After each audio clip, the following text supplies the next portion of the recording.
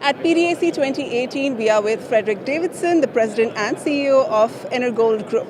Thank you so much for your time. Oh, thank you. I appreciate the opportunity. Let's talk about your company. You are a drill manufacturer and contractor, but you're not the average manufacturer and contractor of drills. You're doing traditional work with new, modern, cutting-edge technology. Talk to us about that.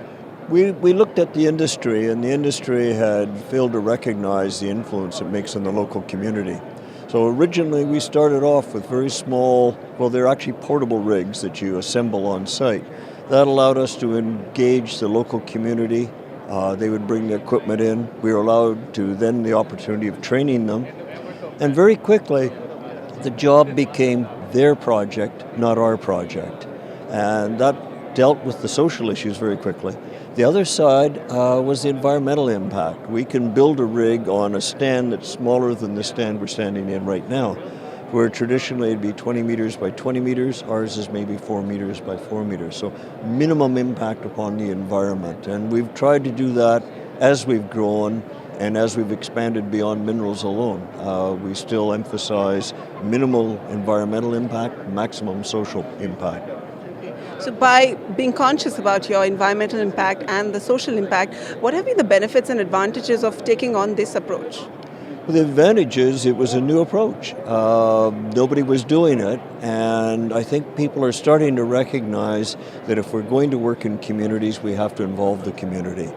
And because we did that, we have about 90 of these rigs. We have another 90 rigs that we use in oil and gas exploration that are similar size.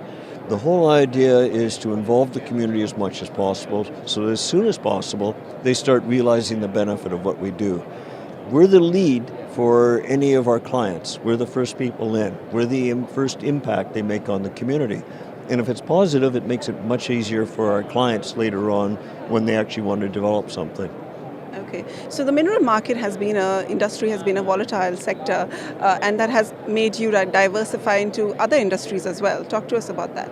Yes, it is a very volatile industry, and we've used some of our current equipment, we've introduced new equipment. We're now doing horizontal drilling for infrastructure, putting pipelines under roads, fiber optics under roads. We do geotechnical drilling, and our latest is geothermal drilling, where you're doing what they call ground loop geothermal. We circulate fluids through the ground, bring it up, it becomes a radiator, and that radiator either heats a home or cools a home, depending on whether it's summer or winter. We're finding that's a very rapid growth area, and we like to think that green type drilling, the water drilling, the geotechnical, is becoming the work of the future. What's going to be your focus area for 2018? Focus is growth. We're seeing it right across the board. Hopefully it's going to be sustained. And we're expecting to at least get back to the numbers we had before the recession in the mining industry 4 years ago. And certainly our expectation is to beat that in the near future. So 2018, 2019, we expect to be having more rigs out than we've ever had in our history. Hopefully that'll generate the revenue too. Excellent. And what should investors know about this company?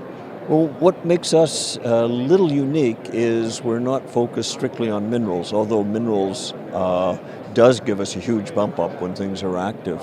We're now providing more sustaining type work. We're now, I think, moving into green areas that our industry's ignored and shouldn't have. We want to set an example just like we did with our first small rigs. We want to involve community involvement and community appreciation before any industry starts. Okay. We look forward to your growth story. Thank you for your time. Thank you. I appreciate the time.